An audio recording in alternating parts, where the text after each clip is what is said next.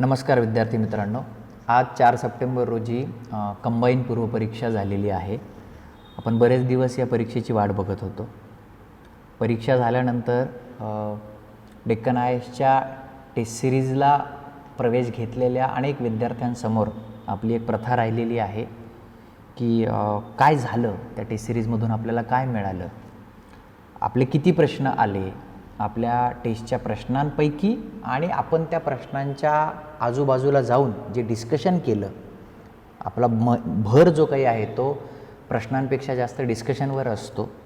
तर त्या डिस्कशनमधनं आपल्याला किती प्रश्न टॅप झाले, त्या केलेल्या अभ्यासातनं आपल्याला आज किती प्रश्नांची कन्फर्म उत्तरं देता येत होती, याचा एक लेखाजोखा घ्यावा अशी एक पद्धत डेक्कन आयएसची राहिलेली आहे.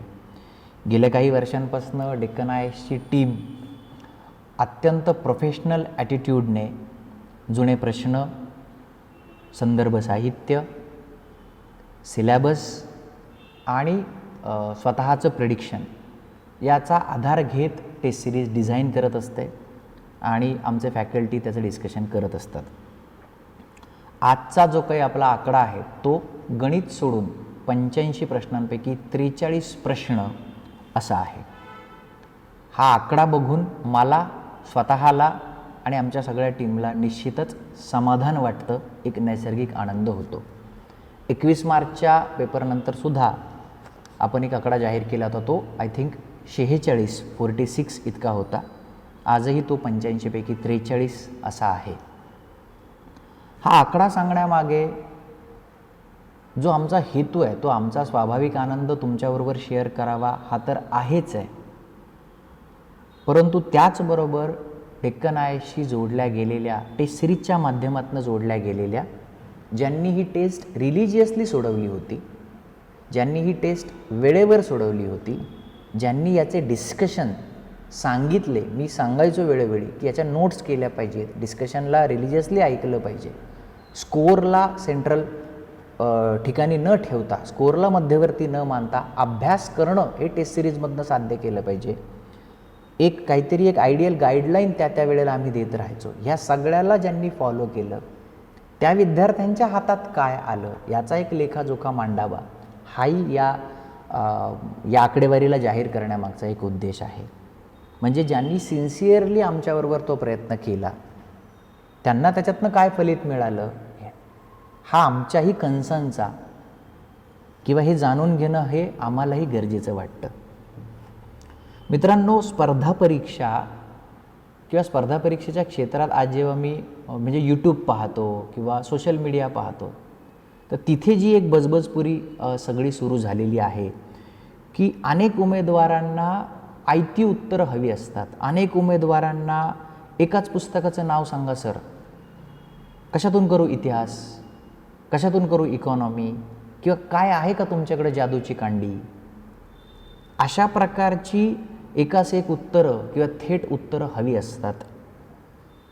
43 ही फिगर जेव्हा आमच्या हातात येते तेव्हा ती अत्यंत कष्टानं खोदकाम केल्यानंतरची फिगर असते आणि हा 43चा आकडा जो आहे ना, तोच या स्पर्धा परीक्षेचं व्यवच्छेदक लक्षण आहे, तेच या स्पर्धा परीक्षेचं कॅरेक्टर आहे. स्पर्धा परीक्षेच्या क्षेत्रामध्ये हे पुस्तक सांगा, हे वाचतो आणि मग माझं काम झालं असं एखाद्या शिक्षकाने म्हणणं आणि एखाद्या विद्यार्थ्यांनी त्याला तसा प्रश्न विचारणं, ही वृत्तीच मुळातच घातक आहे. आज तुमच्याशी असा मोकळा ढाकळा संवाद साधण्याचं कारण म्हणजे गेल्या काही काळात, कोविडच्या काळामध्ये विद्यार्थ्यांना आलेलं नैराश्य असेल, त्यातनं काही चुकीच्या आणि दुर्दैवी घटना घडून गेलेल्या आहेत. तर ह्या सगळ्यामध्ये आज पुन्हा पेपर झालेला आहे आणि आम्ही एक फिगर घेऊन तुमच्या समोर येतो. बऱ्याच लोकांना एक फ्रस्ट्रेशन आलेलं असतं, बऱ्याच लोकांनी टेस्ट सिरीज पायरेटेड झोनमध्ये झेरॉक्सच्या स्वरूपात सोडवलेली असते. टेस्ट सिरीज जेव्हा आम्ही असं म्हणतो ना, त्यावेळेला तो पूर्ण कोर्स असा त्याचा अर्थ आम्हाला अभिप्रेत असतो. डेक्कन आयएसचा भर टेस्टच्या प्रश्नांपेक्षा जास्त टेस्टच्या डिस्कशनवर असतो. प्रश्न हे फक्त पॉइंटर असतात, प्रश्न हे फक्त ट्रिगर असतात, त्याच्या मार्फत तो सगळा टॉपिक डिस्कस करणं हेच हाच आमच्या प्रयत्नाचा महत्त्वाचा भाग राहिलेला आहे. आम्ही आमच्या नैसर्गिक क्षमतांनुसार एका प्रोफेशनल ॲटिट्यूडने टेस्ट सिरीजच्या माध्यमातून MPSCच्या परीक्षांना डिकोड करण्याचा प्रयत्न गेली काही वर्ष करतो आहोत आणि या प्रयत्नामध्ये हजारो विद्यार्थ्यांनी आजपर्यंत आम्हाला साथ दिलेली आहे, पुढेही ते देत राहतील अशी आम्हाला आशा आहे. तर या सगळ्या निराशेच्या वातावरणामध्ये एक आम्हाला जो नैसर्गिक आनंद याच्यात वाटतो आहे की आमचे 43 प्रश्न आणि डिस्कशनच्या माध्यमातून मिळालेले 43 प्रश्न आजच्या पेपरला होते. हे 53 नाही आहेत किंवा 33ही नाही आहेत. आमच्या टीमने आज दिवसभर खोदकाम करून की हां ही फॅकल्टी हे बोललेले आहेत, हा प्रश्न इथे आपल्याला डायरेक्ट सापडतो, जो सापडतो तो सापडतो, जो नाही सापडत तो नाही सापडत, अशा पद्धतीने केलेलं हे कॅल्क्युलेशन आहे. कोणत्याही अतिशयोक्तपूर्ण पद्धतीने किंवा रँडम फिगर टाकणं ॲडव्हर्टिजमेंटसाठी आणि सुदैवानं अशा प्रकारच्या अतिशयोक्तपूर्ण ॲडव्हर्टिजमेंट किमान टेस्ट सिरीजच्या बाबतीत करणं याची आवश्यकता डेक्कन IASला आज किमान नाही आहे. आम्ही आमचा अकॅडमिक स्टँडर्ड, आम्ही आमचं प्रतीचं प्रोफेशनल ॲटिट्यूड गेली काही वर्ष सातत्यानं मेंटेन करण्याचा प्रयत्न करतो आहोत. 43 ही फिगर डेक्कन IASच्या टीमनं वर्षभर जे काही इथे खोदकाम चालतं मटेरियलचं त्याच्यातून आलेली ती फिगर आहे आणि हेच MPSCचं किंवा UPSCचं सुद्धा कॅरेक्टर आहे. तुम्ही जर UPSCच्या प्रिलियम्सच्या कल्चरला बघितलं, दिल्लीचं असेल किंवा साऊथचं असेल, तर तिथे देखील अशाच पद्धतीने लोक ट्राय करतात, चुकतात, ट्रायल अँड एरर पद्धतीनेच हे परीक्षांचं प्रेडिक्शन होत असतं. दुर्दैवानं MPSCच्या क्षेत्रामध्ये असं ते होत नाही आहे. ते कल्चर आणण्याचा डेक्कन IASचा प्रयत्न सुरुवातीपासून राहिलेला आहे आणि त्याचंच फलित म्हणून आपण थोडं या परीक्षांना प्रिडिक्ट करण्यामध्ये सक्सेसफुल होत राहतो. तर आज मला निश्चित आनंद होतो आहे की 43 प्रश्न आपल्याला ते मिळालेले आहेत. साधारणतः जर आजच्या पेपरचा लेखाजोखा थोडासा मांडायचा म्हटला तर काय होतं, इतिहासाचे 15, भूगोलाचे 15, अर्थव्यवस्थेचे 15, विज्ञानाचे 15, चालू घडामोडी किंवा करंट ज्याला आपण म्हणतो त्याचे 15, मॅथ रिझनिंग काय तुम्ही त्याला म्हणता त्याचे 15 आणि पॉलिटीचे 10. 15 सक 90 आणि 10 100 असे प्रश्न तिकडे होते. गणिताचे 15 मी काउंट केले नाहीत, ते काउंट करण्यात काही पॉईंट नाही, ते आमचे आहेत की तुमचे आहेत हे सांगण्यातही काही पॉईंट नाही. जर तेवढ्या दर्जाला जायचं म्हटलं तर ते डेक्कन IASला शक्य होणार नाही, त्यामुळे आपण तिकडे जात नाही आहोत. तर 85 पैकी काय आपलं प्रिडिक्शन आहे तर 43 इतकं ते आपल्या हाताला लागलेलं आहे. थोडंसं आपण पेपरकडे जाऊया. माझ्याकडे संच आहे, थोडंसं आगळपगळ का होईना आपण आज बोलूया. कोणते प्रश्न आमचे आहेत आणि कुठलं डिस्कशनचा तुकडा आहे ह्याची माहिती हळूहळू टेलिग्रामवर किंवा फेसबुकवर वगैरे तुम्हाला येईलच. ते क्लेरिकल काम आहे, ते आपसूक होईलच. परंतु थोडंसं आपण पेपरविषयी पण बोलूया की हा पेपर काय सांगतो. ज्या लोकांनी आपल्याकडे टेस्ट सिरीज जॉईन केली होती, आता टेस्ट सिरीज जॉईन ह्या आजच्या परीक्षेचं जर तुम्ही म्हणालात तर एक 2-1 वर्षांचा गॅप गेलेला आहे. मधल्या काळामध्ये MPSC प्रिलियमची एक पूर्ण टेस्ट सिरीज झाली होती, त्याचे 30 पेपर्स आपण घेतले होते, 10 पेपर्स आपण कंबाईन पूर्वचे घेतले होते. MPSC प्रिलियम्समध्ये आपण सेक्शनल पेपर 6 घेतले होते, 12 पेपर आपण त्याचे GSचे कॉम्प्रिहेन्सिव्ह घेतले होते, ते प्लस हे 10. आणि मध्ये जवळपास 1 वर्षांपासून मी कंबाईनच्या लोकांनाही हे सांगत होतो की MPSC प्रिलियमसाठी केलेला अभ्यास आणि कंबाईन प्रिलियमसाठी केलेला अभ्यास याचा अकॅडमिकली फार याच्यामध्ये काही फरक नाही आहे. मी PSI STI ASOच्या कंबाईनसाठी वेगळा अभ्यास करतो आहे आणि तिकडे करतो आहे असं काही होत नाही. CSAT आणि एन्शियंट आणि मेडिएवल इंडिया हा भाग जर सोडला तर फार वेगळं काही तिकडे नव्हतं. त्यामुळं तो जो काही कोर्स होता तोही आपण आपल्या ॲपवर नाममात्र म्हणजे काहीतरी 99 रुपयात आपण तिकडे तो सोडला होता. इवन PSI ASO STIची जी काही आपली टेस्ट सिरीज आहे तीही मला वाटतं काही महिन्यांपासून तिकडे 99 रुपयात सोडलेली होती. तर डिस्कशन्स अवेलेबल होते, पेपर्स अवेलेबल होते. ही फिगर आम्ही जी म्हणतोय ती 43 आहे आणि ज्यांनी कोणी हे रिलिजियसली केलं असेल त्यांना ते निश्चितच जाणवेल असा आम्हाला विश्वास आहे. परंतु ज्या विद्यार्थ्यांनी हे जॉईन करूनही हे सिन्सिअरली केलं नाही आहे त्यांनी पुढे अशा चुका करू नयेत या संदर्भात आपण थोडंसं बोलूया की काय झालं होतं असं की तुम्हाला ते करता नाही आलं. काही विद्यार्थी मेसेज करतायत, आता ते मेसेज डिस्क्लोज करण्याची काही गरज नाही आहे, त्याची जाहिरात करण्याची गरज नाही की हां तुमच्या याच्यातलं होतं पण मी करू नाही शकलो किंवा हो तुमच्या याच्यातलं होतं आणि मला जमलं. करू नाही शकलो याची काय कारणं आहेत. आम्ही तिथे सांगायचो की टेस्ट सिरीजला तुम्ही एक कोर्स म्हणून बघा, अभ्यास झाल्यावर टेस्ट सिरीज द्यायला पाहिजे असं नाही आहे, तर त्याला एक कोर्स म्हणून बघा. त्याचे डिस्कशनचे आवर जर तुम्ही पाहिले तर 50-50 तास 60-60 तास नुसतं त्या 10 पेपरचं डिस्कशन आहे. त्याच्यातून माहिती घेऊन एक प्रश्न म्हणजे 2, 4, 5 फॅक्ट अशा पद्धतीने त्याच्या नोट्स काढा. असं ज्या लोकांनी केलं त्यांना निश्चितच आज माझ्या मते 43 तर कन्फर्म बीट आहेत, आणखी वरती त्यांना जाता आलं असेल असा मला विश्वास नक्की वाटतो. काय होतं साधारणतः जर ए संचात आपण पाहिलं तर एक 15 प्रश्न इतिहासाचे आहेत. मी आता थोडंसं ओझरता व्ह्यू घेतोय की काय आहे आपले प्रश्न. आता पहिला प्रश्न होता की ग्रंथोत्तेजक मंडळी. हा डायरेक्ट प्रश्न रानड्यांच्या संदर्भात आपण टाकलेला नव्हता, डायरेक्ट नव्हता, त्यामुळे मी तो या 45मध्ये काउंट करत नाही. इतिहासाचे माझे प्रश्न जर म्हटलं तर 15पैकी मला 7 सापडतात, 7 जे टेस्ट सिरीजमधून सापडतात. तर आता हा गृहीत धरतोय की हा येतोय, कारण रानड्यांवर अनेक वेळेला वेगवेगळ्या पद्धतीने चर्चा केलेली आहे, ग्रंथोत्तेजक मंडळीची वरती बोलणं झालेलं आहे, पण टेस्ट सिरीजमध्ये नव्हता म्हणून मी तो काउंटिंगमध्ये घेतलेला नाही आहे. पुढचा जो काही आहे त्याच्यामध्ये मग जगन्नाथ शंकर शेटांचा उल्लेख आहे, फिरोजशाह मेहतांचा उल्लेख आहे. तर टेस्ट क्रमांक 4 त्याच्यामध्ये प्रश्न क्रमांक 20 जगन्नाथ शंकर शेटांचा पूर्ण आयुर्मान काय आहे त्याच्यावर बोललेलं आहे. निगेशननी हे आपल्याला करता येतं. इवन ज्या लोकांनी आत्ता डेक्कन IASची मेन्सची टेस्ट सिरीज जॉईन केलेली आहे त्यांना तर अनेक प्रश्नांची उत्तर आजच्या कंबाईनमध्ये मिळाली असतील, कारण या मधल्या काळात जे मेन्सचे आपले पेपर झालेत त्याच्यात तर फार जास्त डेटा आपण कव्हर केलेला होता. पुढचा जो प्रश्न आहे प्रार्थना समाजाचा, तो तर तुम्ही जर टेस्ट क्रमांक 2 पाहिली आपली कंबाईनची त्याच्यामध्ये प्रश्न क्रमांक 16 पाहिला तर ही नावच तिकडे मी घेतलेली आहेत की वामन आबाजी मोडक आणि काय काय जी आहेत ती डिस्कशनमध्ये हे सगळं येतं आहे. दख्खनच्या दंग्यांचा उल्लेख टेस्ट क्रमांक 1 प्रश्न क्रमांक 26मध्ये केला आहे, परंतु सुपा या लोकेशनचा उल्लेख मी तिथे केलेला नाही आहे, त्यामुळे मी तो प्रश्न वगळलेला आहे.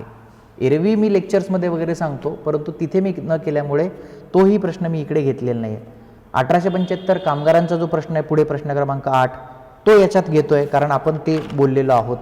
वहाबीचा प्रश्न टेस्ट क्रमांक 9मध्ये होता, आणि पुणे येथील मुलींची शाळा चालवण्यासाठी ज्योतिबा फुले हे तर मी इतक्या वेळा घेतलेलं आहे की टेस्ट क्रमांक 9मध्ये येतं. आत्ता मेन्सची जी टेस्ट सिरीज चालू आहे त्याच्यात येतं. सत्यशोधक सिरीज चालू आहे, समाजसुधारक सिरीज चालू आहे त्याच्यामध्ये ते येतं.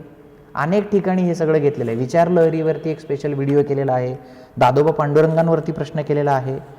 टिळकांचे निधन झाले तो डायरेक्ट आपण तर्कतीर्थ जोशींनी काय त्याला म्हटलेलं आहे की सकाळी टिळकांचं ते निधन झालं आणि इकडे गांधींचा राईज एका वेगळ्या सिम्बॉलिक पद्धतीने, तोही प्रश्न आपण टेस्ट क्रमांक 3मध्ये तसा प्रश्न येतो, टेस्ट क्रमांक 7मध्ये तसा प्रश्न येतो.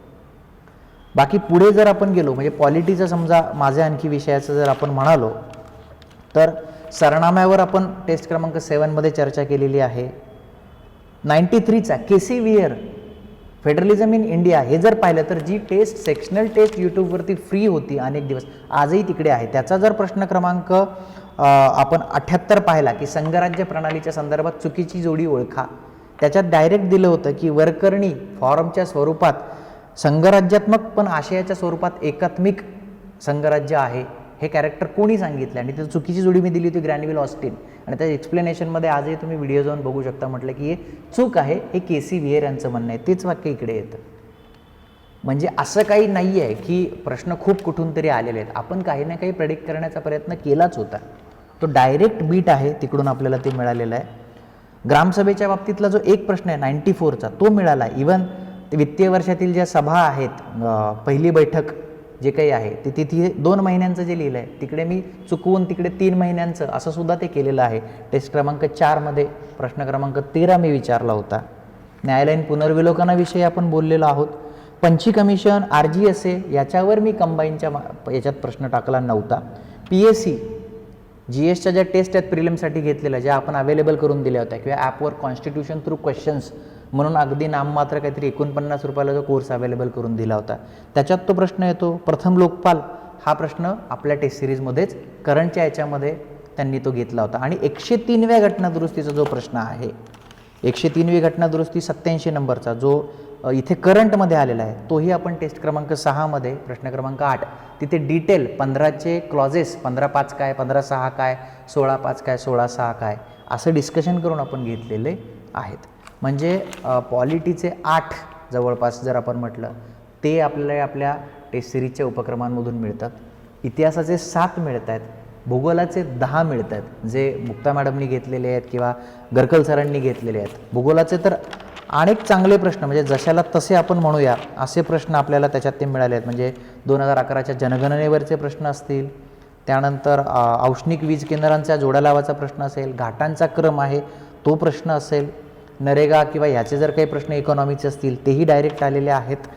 तेंडुलकर समितीचे पॉवर्टीचे मेजरमेंटचे प्रश्न डायरेक्ट आलेले आहेत. सायन्सचे प्रश्न आहेत, करंटचे काही प्रश्न आहेत. म्हणजे इकॉनॉमीचे 8 आहेत, विज्ञानाचे 6 आहेत आणि करंटचे 4 प्रश्न त्याच्यामध्ये आहेत. मी आता फार त्याच्यात जात नाही, परंतु एक काही प्रकारचं प्रेडिक्शन जे आहे ते या पेपरमध्ये आपल्या टीमकडनं करण्यात आलं होतं आणि आम्हाला आनंद होतो की 43 प्रश्न आज आम्हाला त्याच्यामध्ये मिळत आहेत. आम्हाला कुठलाही दावा करायचा नाही आहे, कुठल्याही पद्धतीने त्याची काही फुशारकी मारायची नाही आहे. मला सांगायचं फक्त इतकंच आहे की एका प्रोफेशनल ॲटिट्यूडने या परीक्षांना डिकोड करण्याचा प्रयत्न एक टीम म्हणून आम्ही करत आहोत आणि ते डिकोडिंग करत असताना एका लेव्हलपर्यंत आम्ही पोचत आहोत किंवा सतत पोचतो आहोत. मान्य आहे की ती खूप एक्स्ट्राऑर्डिनरी कदाचित ती लेवल नसेल, परंतु स्पर्धा परीक्षांचं जे कॅरेक्टर आहे की खूप सगळा समुद्र आहे, मोठा असा पसारा आहे आणि त्याच्यामध्ये कट ऑफ लाईनला क्रॉस करण्यासाठी जिथपर्यंत धावता येतं आहे तिथपर्यंत धावण्याचा डेक्कन आयएसच्या टीमचा हा जो प्रयत्न आहे तो कुठेतरी एका चांगल्या लाईनवर येऊन नेहमी आपल्याला त्याचा अनुभव आता तो येतो आहे. हाच मला तुमच्याबरोबर शेअर करावासा वाटला अनुभव आणि त्यानिमित्तानं मी आज इथे आलो. आजची परीक्षा झाल्यानंतर डेक्कन आयएसकडून मी नेहमी सांगतो की कोणत्याही प्रकारे कट ऑफचं प्रेडिक्शन आम्ही करत नाही आणि बाजारात कट ऑफचं प्रेडिक्शन करणारा कोणीही पंडित नाही याविषयी आम्ही ठाम आहोत. कारण दुपारी पेपर झाल्या लगेच 45 येईल की 52 येईल की 55 येईल असा काही तीर मारता येतो याच्यावर आमचा विश्वास नाही. डेक्कन आयएसचं कायम काम करण्याची जी पद्धत राहिलेली आहे की प्री झाली तर त्याच्या ते मळब जे काही आहे 1-2 दिवसाचा झटकून लगेच किंवा त्याच्यानंतरचा जो काही थकवा आहे तो झटकून मेन्सकडे नजर ठेवणं त्यानुसारच आम्ही पुढची तयारी सुरू केलेली आहे. आणि PSI मुख्य, STI मुख्य आणि PSI, STI आणि ASO या तिन्ही पदांसाठीचा जो कॉमन पेपर आहे तो अशा 3ही घटकांची टेस्ट सिरीज दिनांक 22 सप्टेंबरपासून आपण लॉन्च करत आहोत. त्याचं शेड्यूल आणि त्याच्या बाबतीतलं इतर जी काही माहिती आहे ती टेलिग्राम चॅनलवर येईल, फेसबुकवर येईल आणि त्याबाबतची माहिती मी स्वतः 1-2 दिवसात यूट्यूबवर येऊनसुद्धा शेअर करेन. तर सरते शेवटी सांगणं इतकंच आहे की कट ऑफच्या प्रेडिक्शनमध्ये जाऊ नका, पुढे आपल्याला काय करायचं आहे याचा रॅशनली विचार करा आणि इथून पुढे सुद्धा नवीन जोमाने कामाला लागा. धन्यवाद.